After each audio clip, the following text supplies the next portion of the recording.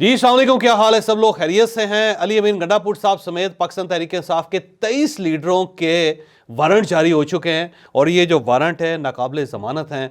और अब मेरा ख्याल है अगर अली अमीन गंडापुर साहब इंसदाद दहशतगर्दी की अदालत में पहुंच जाते हैं तो उनकी गिरफ्तारी के चांसेस हैं। लेकिन अब अली अमीन गंडापुर साहब करेंगे क्या, ये हम आपको आज के व्लॉग में बताएंगे।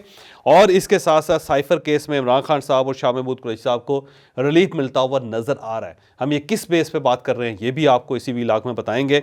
और सुन्नी इत्तेहाद कौंसिल ने लाहौर हाई कोर्ट से रब्ता कर लिया है, क्या प्ली है सुन्नी इत्तेहाद कौंसिल की, ये भी आपको बताया जाएगा। और पाकिस्तान तहरीक इंसाफ 23 मार्च को इस्लामाबाद में जलसा करना चाहती, क्यों करना चाहती। और कल जावेद लतीफ़ साहब ने भी एक इंकशाफ किया, उनका इंकशाफ भी बड़ा हैरानकुन था, वो भी हम आपको आज के व्लॉग में पूरी डिटेल के साथ बताएंगे। जावेद लतीफ़ साहब पाकिस्तान मुस्लिम लीग नून के नाराज़ लीडर हैं और वो रोज़ कोई ना कोई ऐसा बयान दे देता है जिसके बाद स्पेकुलेशन शुरू हो जाती है। कल उन्होंने कामरान शाहिद साहब के शो में ये कह दिया कि मुझे मियां नवाज शरीफ ने रोका हुआ है, और वरना मैं बोल पड़ूँ कि मियां नवाज शरीफ साहब का रास्ता रोकने के लिए किस तरह धांधली की गई, किस तरह मैनेज किए गए। उन्होंने एक नया कट्टा खोल दिया, बल्कि उनका ये भी कहना है कि मैं हल्फन ये इकरार करता हूँ कि बाकायदा पैसे लेके लोगों को जितवाया गया है और ये जो सारा फार्मूला है ये मियां नवाज शरीफ का रास्ता रोकने के लिए बनाया गया। अब एक अजीब सा इंकशाफ है कि अगर ये रास्ता रोका गया था तो इस वक्त ज़ाहिर है मियां शहबाज शरीफ साहब प्राइम मिनिस्टर हैं और वो प्राइम मिनिस्टर शरीफ फैमिली के साथ उनका ताल्लुक़ है, वो मियां नवाज शरीफ साहब के भाई हैं। फिर पंजाब के अंदर मरीम नवाज साहबा की हुकूमत है और मरीम नवाज साहबा साहबजादी है मियां नवाज शरीफ साहब की। तो ये कौन सी साजिश है जिस साजिश के ज़रिए उनके भाई को प्राइम मिनिस्टर बना दिया गया और उनकी साहबजादी को चीफ मिनिस्टर बना दिया गया, और रास्ता कैसे रोका जा सकता है? मुझे इस चीज़ की समझ नहीं आ रही कि या तो वो ये कहना चाहते थे कि जो मरीम नवाज साहिबा को बनाया गया है या मियां शहबाज शरीफ साहब को बनाया गया ये साजिश के ज़रिए बनाया गया है और इन दोनों को बनाने का मकसद ये था कि मियां नवाज शरीफ साहब के लिए कोई सीट ना बचे या उनकी सीट खाली रहे या उन्हें इक़्तिदार में शरीक ना किया जाए। तो ये अजीब सी बात है कि वालिद साहब जो उनको साइड पे करके साहबजादी को और उनके भाई को ये मौका दे दिया गया है और वालिद साहब बाकायदा पंजाब की जो कैबिनेट है उसके अंदर बैठते हैं और 3-3 कमेटियों के अंदर बैठ के 3-3 बड़े फैसले करते हैं। तो मुझे जो जावेद लतीफ़ साहब है उनकी मंतक समझ नहीं आई, क्योंकि वो ये क्या कहना चाहते हैं। और अगर वो ये कहना चाहते हैं कि मियां शहबाज शरीफ साहब ने बाकायदा साजिश करके या साजिश का हिस्सा बन के अपने भाई का रास्ता रोका है, तो फिर मेरा ख्याल है उन्हें ओपनली बोलना चाहिए। फिर उन्हें ये बात करनी चाहिए कि मियां शहबाज शरीफ साहब जो हैं वो मियां नवाज शरीफ साहब के रास्ते की बहुत बड़ी रुकावट है और उन्होंने इस रास्ते को ब्लॉक किया और उनका कोई फार्मूला था जिसे इस्टेब्लिशमेंट ने मिल के इस तरह मंतकी नतीजे तक पहुँचाया कि मियां नवाज शरीफ साहब जो हैं वो गवर्नमेंट नहीं बना सके। लेकिन सवाल ये है कि अगर मियां नवाज शरीफ साहब प्राइम मिनिस्टर बनना चाहते तो बन सकते थे, क्योंकि इस वक्त भी पाकिस्तान मुस्लिम लीग नून दूसरी बड़ी जमात है और बाकी जमातों के साथ मिलकर उन्होंने गवर्नमेंट बना ली। तो मियां नवाज शरीफ साहब को चाहिए था कि वो भाई के बजाय खुद प्राइम मिनिस्टर की कुर्सी पर बैठ जाते। उन्हें किसने रोका था? तो ये जावेद लतीफ़ साहब की जो मंतक है वो समझ नहीं आ रही। बल्कि जो लोग पाकिस्तान मुस्लिम लीग नून के ये सिलेक्शन के अंदर हार गए हैं वो अपनी सीट नहीं निकाल सके, उनके पास एक नया फार्मूला है, उनके पास एक नई मंतक है। वो ये भी कह रहे हैं जी कि देखें जी हमारी सीटें छीन के किसी और को दे दी गई हैं, देखें जी यहाँ पे नोट चले हैं, देखें जी हमारा ये हक बनता था कि हम जीते हैं और हमें नहीं जितवाया गया। इस किस्म के वो मौक़िफ़ ले रहे हैं। अब जो बाकी लोग हैं पार्टी के वो भी ज़ाहिर इसी पार्टी के हैं जो इस वक्त गवर्नमेंट का हिस्सा हैं, जो मिनिस्ट्रीज़ के साथ एंजॉय कर रहे हैं मिनिस्ट्रीज़ को। आखिर वो भी तो है ना। अब ख्वाजा आसिफ साहब हैं, क्या ख्याल ये किया जा रहा है कि ख्वाजा आसिफ साहब को एस्टैब्लिशमेंट ने जितवाया या मियां शहबाज शरीफ साहब को जो फार्मूला था उसके तहत जितवाया गया? अगर उनको इस फार्मूले के तहत जितवाया गया तो फिर आपने उनको वज़ीर दिफा क्यों बनाया? मियां नवाज शरीफ साहब को चाहिए था कि उनको वज़ीर दिफा ना बनाते। फिर इसके अलावा आप अता तारड़ साहब को अगर एस्टैब्लिशमेंट ने जितवाया या फिर मियां शहबाज शरीफ साहब को फार्मूला था जिसके तहत अता तारड़ साहब कौमी असम्बली का हिस्सा बन गए, तो उनको फिर मिनिस्टर नहीं बनाना चाहिए था, क्योंकि मियां नवाज शरीफ साहब को नहीं चाहिए था कि वो उनकी मंजूरी देते। इसके साथ साथ राना तनवीर साहब हैं, उनके बारे में भी बात करनी चाहिए।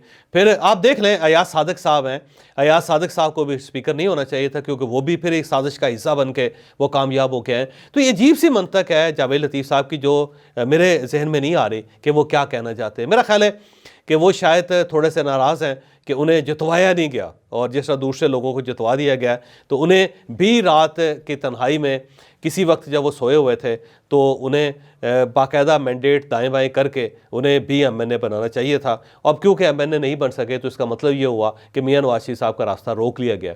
और अगर रास्ता रोका गया तो फिर मियां नवाज शरीफ साहब को चाहिए कि वो इस हुकूमत के बारे में इसका कच्चा चट्टा खोलें और ये कहें कि मेरे साथ मेरे खिलाफ साजिश हुई है, लेकिन वो कह भी नहीं रहे। वफाक के अंदर वो गवर्नमेंट भी बना लेते हैं, फिर वो पंजाब के अंदर भी गवर्नमेंट बना लेते हैं, फिर वो कैबिनेट के इजलास में भी बैठ जाते हैं, फिर वो डायरेक्शन भी देते हैं, और साथ साथ उनके जो चाहने वाले हैं जावेद लतीफ़ साहब जैसे चाहने वाले वो ये भी कह रहे हैं कि जी मियां नवाज शरीफ के खिलाफ साजिश हुई। तो अजीब सी मंतक है। या तो मेरा ख्याल है मियां जावेद लतीफ़ साहब को खुल के बयान करना चाहिए। वो कहते हैं कि मैं अंडर ओथ हूँ, मैं खुल के बता सकता हूँ कि किस तरह हुआ है, तो बताएं। वो साथ वो कहते हैं कि मियां नवाज शरीफ साहब ने रोका हुआ है। अब सवाल ये है कि मियां नवाज शरीफ साहब ने क्यों रोका हुआ है उनको। मियां नवाज शरीफ साहब को चाहिए कि वो उन्हें कहें कि जी खुल के बात करें, और मैं भी खुल के बात करता हूँ। आखिर क्या इनसिक्योरिटी है मियां नवाज शरीफ साहब के दिमाग में जिसकी वजह से वो रोक रहे हैं। इसमें कोई शक नहीं कि मियां नवाज शरीफ साहब नाराज़ हैं, वो इस्टेब्लिशमेंट के साथ नाराज़ है, और उनका ख्याल ये था कि अवाम को उन्हें 2/3 मेजॉरिटी देनी चाहिए थी, लेकिन ना अवाम ने दी ना इस्टेब्लिशमेंट ने उनकी मदद की, इस वजह से वो मैंडेट हासिल नहीं कर सके। तो वो नाराज़ हैं, इसमें तो कोई शक नहीं, लेकिन उनकी नाराज़गी अब बनती की नहीं है, क्योंकि ये जो 16 महीने की गवर्नमेंट थी वो मियां नवाज शरीफ साहब की एक गलती थी, जिसकी वजह से ज़ाहिर है अब वो मैंडेट अपना खो चुके हैं। और उससे ज़्यादा बड़ी गलती उनकी ये थी कि वो जेल से निकल के वो लंदन चले गए, 4 साल वो वहाँ बैठे रहे।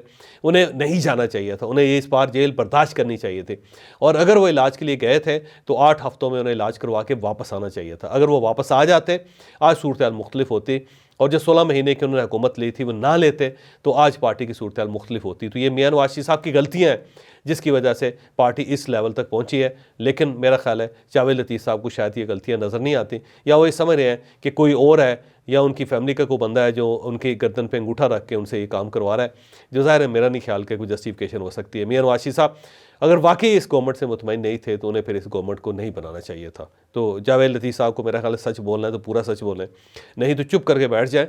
अब इस सच का कोई फ़ायदा नहीं है।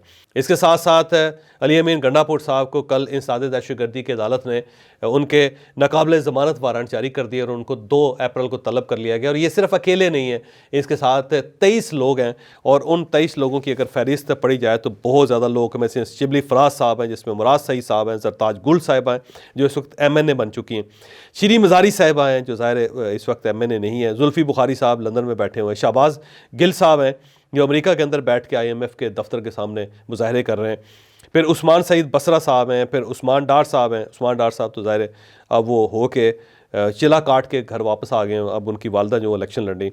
मुसर्रत जमशेद चीमा साहिबा हैं जिन्हें ज़ाहिर इमरान खान साहब की बहनें भी कबूल नहीं कर रहे। फिर लेफ्टिनेंट जनरल रिटायर्ड अकरम शाही साहब हैं, फिर राजा बिशारत साहब हैं, फिर जैन कुरैशी साहब हैं, फिर हमाद अज़हर साहब हैं, राजा राशिद हफीज़ साहब हैं, एजाज़ खान जाजी साहब हैं, कर्नल एजाज़ मनास हैं, और इन सब के वारंट नाकाबिल ज़मानत वारंट जो है इनके जारी कर दिए गए। अब इन्होंने पेश होना ही होना है। मेरी इंफॉर्मेशन ये है कि जब ये पेश होंगे तो इनमें से बहुत सारे लोगों की गिरफ्तारी हो सकती है, क्योंकि जो ये अदालत में आएंगे तो उसके बाद इनको गिरफ्तार किया जा सकता है। लेकिन अली अमीन गंडापुर साहब बड़े तेज़ आदमी हैं, बड़े चालाक आदमी हैं। वो आज हाई कोर्ट आ रहे हैं, इस्लामाबाद हाई कोर्ट आके वो यहाँ से अपनी ज़मानत करवाएंगे या राहदारी ज़मानत करवाएंगे ताकि ये पेश हो सके इंसदाद दहशतगर्दी की अदालत में और वहाँ पे उनको गिरफ़्तार न किया जा सके। तो अली अमीन गंडापुर साहब जो हैं आज पूरी कोशिश करेंगे कि उन्हें राहदारी ज़मानत मिल जाए, जिसके बाद वो अपने मामलात को मैनेज करने की कोशिश करेंगे। लेकिन अगर इन्हें गिरफ़्तार कर लिया गया तो फिर फौरी तौर पे इनकी जो चीफ मिनिस्ट्री है वो दाव पे लग जाएगी, और फिर ये पहले चीफ मिनिस्टर होंगे कि जो जेल के अंदर बैठ के गवर्नमेंट चलाने की कोशिश करेंगे, क्योंकि पाकिस्तान तहरीक इंसाफ का ये फैसला है कि हमने अली अमीन गंडापुर साहब को पीछे नहीं हटने देना। वो अगर जेल में होंगे, वो अगर अदालतों के अंदर होंगे, वो अगर FIA की हिरासत में होंगे तो वहाँ पर भी वो चीफ मिनिस्टर रहेंगे। तो ये अब पार्टी का फैसला है। लेकिन अली अमीन गंडापुर साहब आज इस्लामाबाद हाई कोर्ट पहुँच रहे हैं। इमरान खान साहब का साइफ़र का केस चल रहा है, ये इस्लामाबाद हाई कोर्ट में चल रहा है। मियां गुल हसन औरंगज़ेब जस्टिस जो है वो इस का हिस्सा है, फिर जस्टिस आमर फारूक साहब इस बेंच का हिस्सा है। 2 जो बड़े जजेस रात हैं उनकी अदालत में केस चल रहा है, और इसमें 2 दिन की जो कार्रवाई उससे यूँ महसूस होता है कि इमरान खान साहब को रिलीफ मिलने वाला है इस केस में। उसकी वजह यह है कि बार बार जज ये पूछ रहे हैं कि जो जज थे जिन्होंने फैसला किया था साइफ़र का, उन्हें इतनी जल्दी क्या थे कि वो रातों को भी अदालत लगाते रहे, रात 9 बजे भी उन्होंने अदालत खोल के फ़ैसला किया। आखिर इसकी इतनी जल्दी क्या थी, इसकी क्या जस्टिफिकेशन है, जो ज़ाहिर है उस फैसले के अंदर कोई जस्टिफिकेशन दी नहीं गई। और इस बुनियाद पे बहुत ज़्यादा होपफुल हैं इमरान खान साहब के वकला। उन सब का ये कहना है कि इमरान खान साहब 25वें रोज़े तक बाहर होंगे, वो अपने घर में बैठे होंगे और वो ईद अपने घर में मनाएंगे। गौहर खान साहब ने भी ये क्लेम किया है, शेर अफजल मरवत साहब ने भी ये क्लेम किया है, सलमान सफदर साहब जो इमरान खान साहब के वकील हैं उनका भी ये क्लेम है कि बस आप देखें 25वें रोज़े तक इमरान खान साहब अपने घर में होंगे। क्या वाकई घर में होंगे? ये बात मुझे समझ नहीं आ रही, क्योंकि सिर्फ कि एक केस नहीं है जिसमें इमरान खान साहब को सज़ा हुई है, 3 केस हैं और चौथा केस जो है उसकी सज़ा तैयार हो रही है। तो इमरान खान साहब अगर फ़र्ज़ करें एक केस में बरी भी हो जाते हैं तो बाकी केसेस का क्या बनेगा? इद्दत में निकाह का केस है, तोशा खाने का केस है, साइफ़र का केस है, अब 190 मिलियन पाउंड का केस है। तो बाकी केसेस जो हैं उसमें तो ज़मानत नहीं हुई इमरान खान साहब की। अगर ये केस मंतकी नतीजे पर पहुंच भी जाता है तो फिर भी इमरान खान साहब की जो हथकड़ी है वो नहीं खुल सकती, क्योंकि अभी 2 और केसेस हैं, या तो फिर वो केसेस भी लड़ने पड़ेंगे। और मेरा नहीं ख्याल कि 25वें रमज़ान तक ये सारे केस वाइंड अप हो सके। तो इमरान खान साहब के बाहर आने के चांसेस सरदस्त तो मुझे नज़र नहीं आते। हो सकता है 6 महीने बाद कोई सूरत हाल बदल जाए। सुन्नी इत्तेहाद कौंसल जो पाकिस्तान तहरीक इंसाफ है इस वक्त, उसने लाहौर हाई कोर्ट से रब्ता कर लिया और उसमें ये प्ली ली गई है कि जो मखसूस सीटें जब तक इनका फैसला नहीं होता सेनेट के इलेक्शन रुकवाए जाएँ, क्योंकि पाकिस्तान तहरीक इंसाफ अपने मैंडेट से महरूम है। और जब एक महरूम है तो फिर सेनेट का इलेक्शन कैसे हो सकता है? तो उस पर अभी इसका लाहौर हाई कोर्ट का फैसला नहीं आया।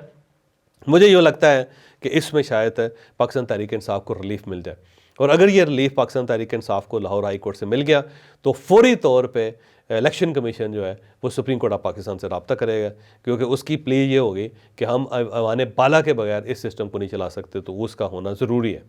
तो हो सकता है वहाँ पर रिलीफ मिल जाए, क्योंकि अगर ये लाहौर हाई कोर्ट गए हैं कुछ सोच समझ के गए हैं, वैसे बिला वजह ये वहाँ पे नहीं गए होंगे।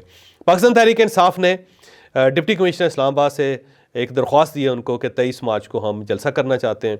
3 उन्होंने मकाम बताए हैं, डी चौक बताया है, F9 पार्क बताया है, और इसके साथ साथ परेड ग्राउंड पर बताया और कहा है कि हम एक पीसफुल वहाँ पे प्रोटेस्ट करना चाहते हैं 23 मार्च के रेफरेंस से, लेकिन अभी तक उन्हें इजाज़त नहीं दी गई।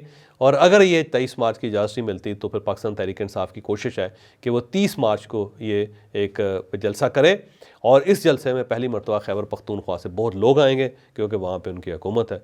और जब वहाँ पे गवर्नमेंट है तो 30-40 हज़ार लोगों को वहाँ से लाना कोई इतना मुश्किल काम नहीं है। तो पाकिस्तान तहरीक इंसाफ 23 मार्च को या फिर 30 मार्च को ठीक ठाक पावर का एक यहाँ पे शो डाउन करेगी इस्लामाबाद के अंदर।